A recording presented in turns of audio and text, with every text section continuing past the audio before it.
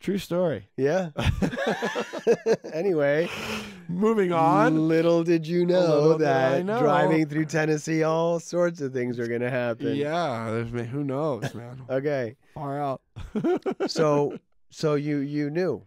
Yeah, I knew, and my brothers knew too. Like my brother Mick, I like adore, and we just are very similar.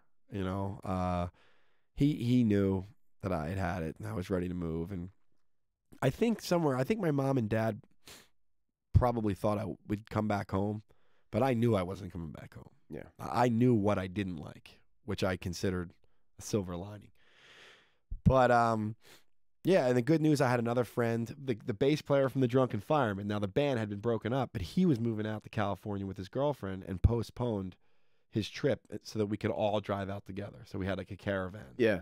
So that was really cool. And then one of my buddies, Justin Fryer, just a friend, who was like, dude, I'll drive across country with you. It's downtime for me at work. You know, it's wintertime. Let's do it. So we had fun driving across the country. It was pretty cool. And then Where'd you arrive? Venice, or actually it's Mar Vista. Now that I think about it, it was Venice Boulevard. But what was your destination? Friend of a friend who went to Westchester University said he had two guys that I could stay with for like 2 weeks. So I stayed there, and I didn't have a job yet, but the good news was they had like this big 2-bedroom, 2-bath place with this area that could almost be another bedroom. And it was just like a big closet or wing or whatever. And they said, we'll split the rent 3 ways with you if you want to live in this room, which wasn't even a room. I had to get like a cloth or whatever to pull over it. But at that point, I couldn't negotiate, and they're figuring the rent's getting split 3 ways is a good deal.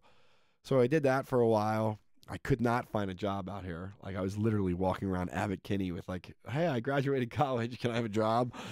And fortunately, my mom said that we had family out here or friends in Simi Valley and the Breslins, and Tom Breslin hooked me up with a job with a travel incentive marketing company that kept me afloat for probably the first half of my living here. That's pretty ballsy, man. I mean, is that part of your personality to just say, fuck it, and, you know, I'm moving to California. I don't really have anywhere to go. I'll figure it out. Or, hey, I got 2 weeks to sleep on a couch, and I have this much money in a car. And well, I mean, I just knew what I didn't like.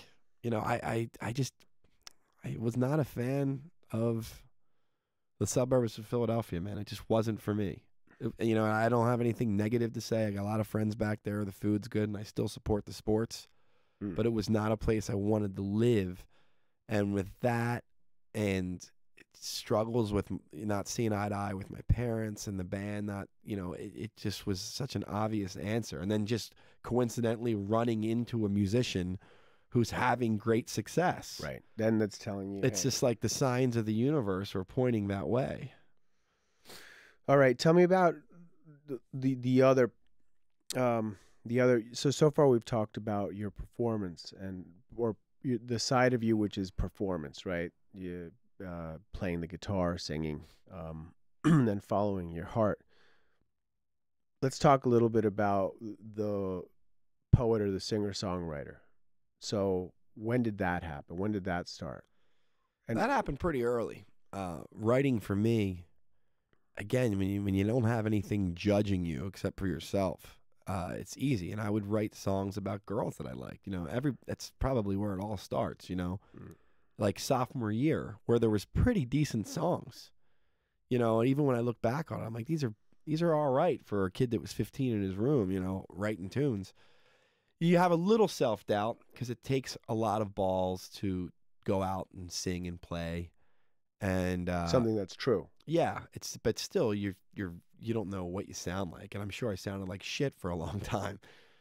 But you know, I learned cover songs, wrote my own songs, and eventually got out there, and people liked it. And it's wild with kids because just being able to play is something they deem as cool.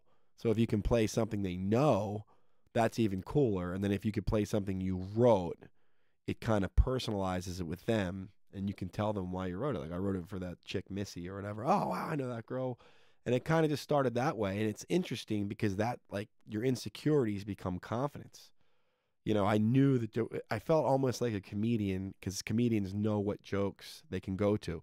But I brought my guitar everywhere, back home and here, because I knew that there were certain songs that chicks would love and the dudes didn't matter. They would follow. I'm sure there was a ton of dudes at parties that were like, wanted to break that guitar over my head. Right. Because there's 15 chicks lined up. And I mean, it builds a lot of confidence. Yeah.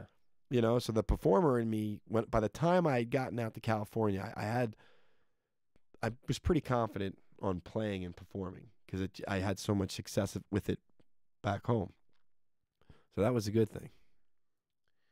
Now, what about your style? I mean, is there a style that came out of you? Like, is there a style that you developed or that you gravitated toward, or was there an influence? And fashion style or musical style? Because the interesting fashion comes into play at some point. Oh yeah, yeah.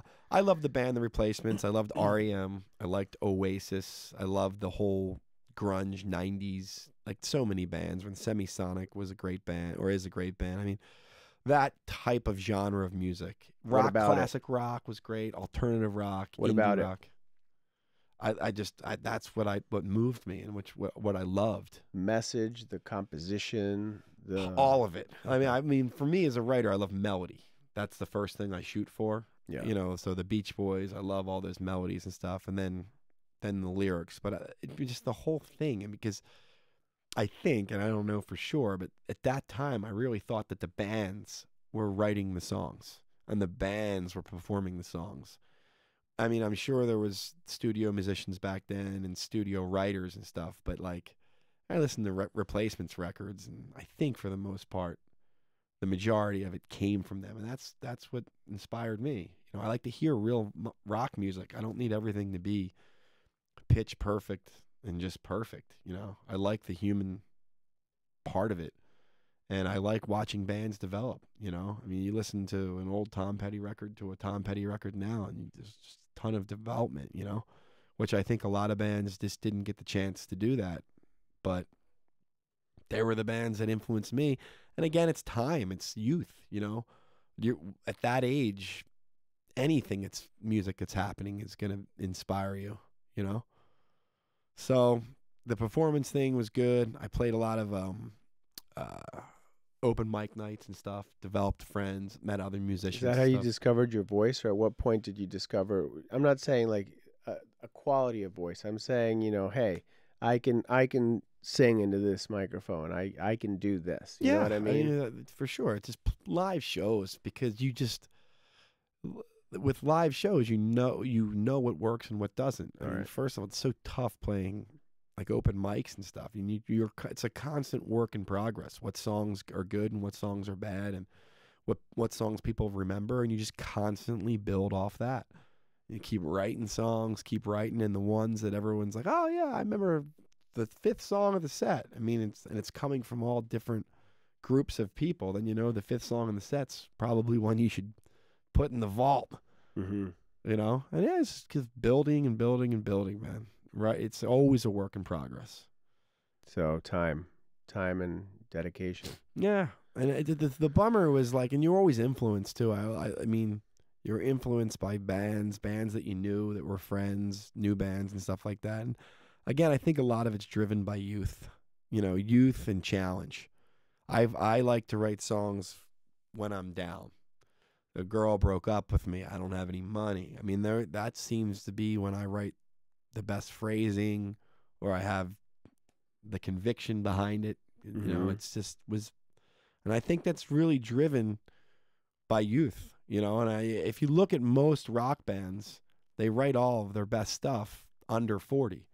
You know, I heard Joel, funny enough, on an interview that said that, but then she said writers write their best stuff at 50.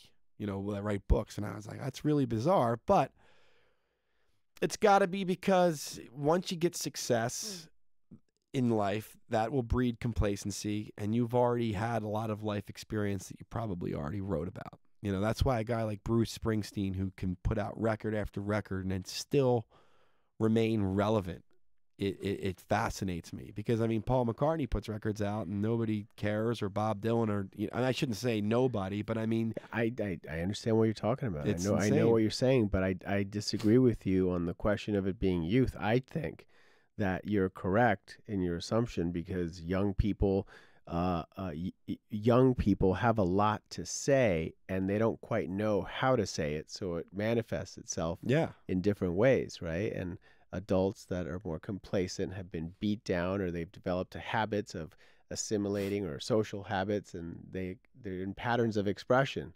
But Bruce Springsteen has a lot to say. Yeah. He has a lot to say. He still has a lot to say, and he sees things that he considers to be unjust in the world, or in this country, or in his neighborhood, or the people that he knows and loves, or and he's gonna say something about it, man. He's the boss, though. That's right. There's only one boss, Andreas. Yeah, but he's got something to say. So, I mean, I understand what you're saying. I'm just disagreeing with putting it all on youth. I think that as long as you have something to say, then you're moving forward. Then you're moving forward. But you know what? As an artist. Yeah, I totally agree. But one thing I love about the boss is that song, The Wrestler, that he did for the movie. Yeah. It was a favor for Mickey Rourke, like Mick's like, I need a song, man. And I love stories like that because he probably wrote that song in 20 minutes. I don't know that he did, but I mean, it's just such it's a simply great song. Yeah. And I love that it was like a favor for somebody. I don't know, that resonates with me. It's just like, you got to be inspired, man.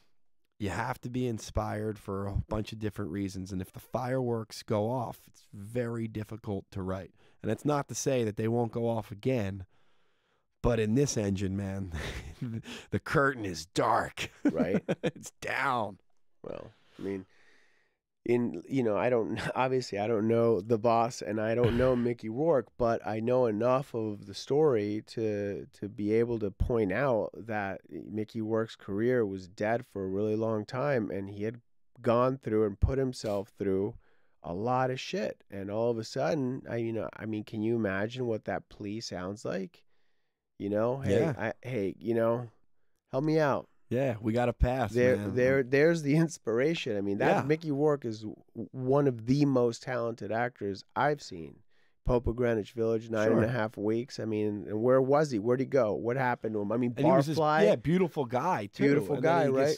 He got into boxing. But I mean, I don't want to get into a tangent about Mickey Rourke. I'm just saying that it speaks to the Bruce Springsteen's openness. I mean, I'm hypothesizing here, but the openness that he can see this fellow artist that's, and have empathy for that and say, yeah, man, let's do this, but let's do it real. Let's do it for real. Yeah, for free. Yeah. Oh, I didn't know that part. I don't know if he even got paid or anything because it was an indie movie. I mean, probably afterwards, but I don't even know. It's a great story, man. It's, calling on a friendship, artist to artist. That's a good name for a song. I know, buddy. I'll set him up and you knock him down. Anyway, all right. So you're in LA.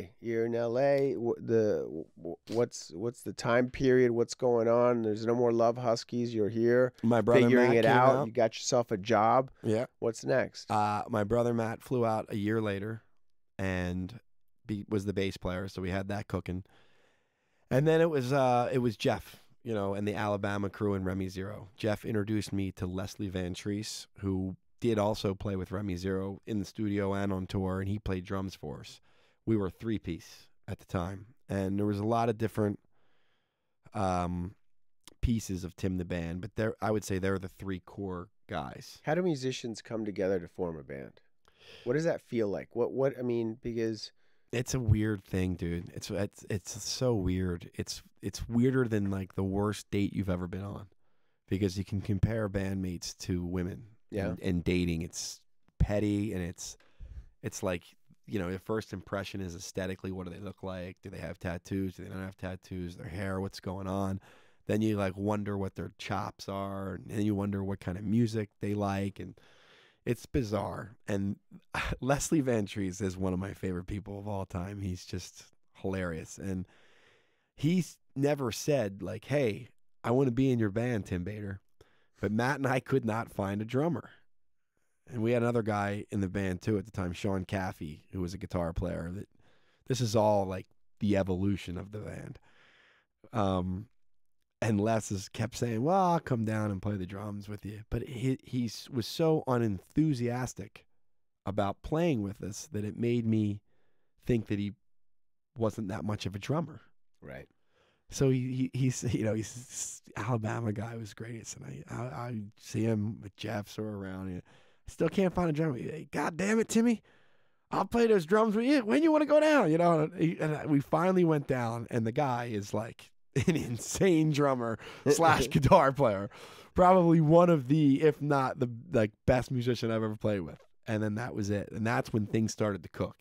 So it was me, Sean, Matt, and Les.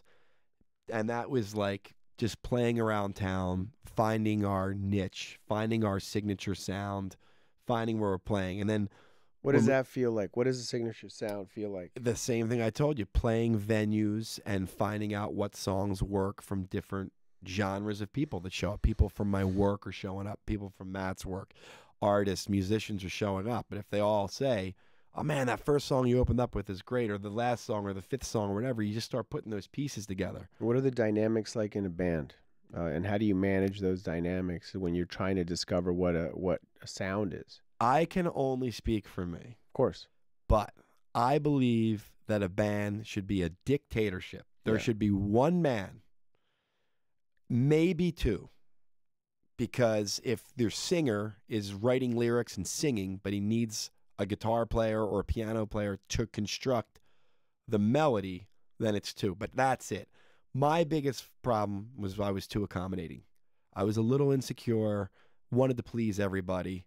And I should have kept all of the bravado that got me from the suburbs of Philadelphia to L.A. I should have kept. But it's hard. You're in a new city. There's so many great musicians. There's so many people doing the same thing you're doing that it's impossible, at least it was for me, to not have a little bit of self-doubt. So when I was in the band, I would want to write everything. And I would write probably 85 or 90% of the song. But you're the bass player, you write the bass part. You're the drummer, you write the drums. But as far as lyrics go, if you want to ask me to change one, like this doesn't, fine, I'm okay with it. But don't bring any of your songs down. Not interested. That was the one thing I did right, I think. But when you're writing songs, it's like it can get really like petty and weird. So what do you, 2020 hindsight or not? What advice would you have? What advice? Because how do I phrase this? I don't want. I got the answer already. But be yourself and don't deter from it. Like whatever got you to love music, to pick up the guitar, to pick up the piano and play. Find people that endorse that. That feeling that you have, find people that endorse that and become a dictatorship so they understand it. Don't get the best guitar player because he's the best guitar player, but he doesn't necessarily like the what songs you're writing. Just go out and find people that make sense for your music and stick to your guns. If what you're doing is not getting you signed and it's not working, don't change.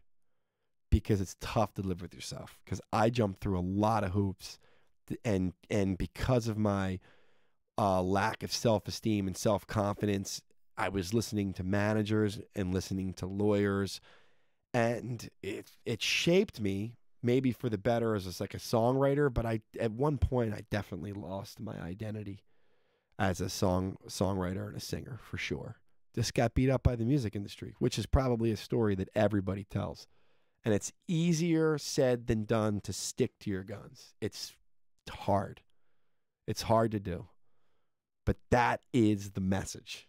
Just get tightly knit with your band. Like, it was great to have my brother Matt because he just was a yes man to me, which I appreciated. And when I would have meltdowns, Matt was someone I could lean on and would, talk me out of it. Les could get petty every once in a while, but the most part, he was good. But when lawyers and managers and publishers and just people that have no idea or nothing to do with the actual music are giving you advice, It's usually a road you don't want to go down. Yeah, it's a dead end, actually. You know, I actually had people tell me I had to change my look. Like, so I told you, like fashion. Like, get a mohawk and some tattoos and look harder. What the fuck does that have to do with me writing my songs? You know what I mean? The guy, I'm not knocking that, but it has nothing to do with me. And that's insane that you're bringing that up to me and changing the band name and all that shit.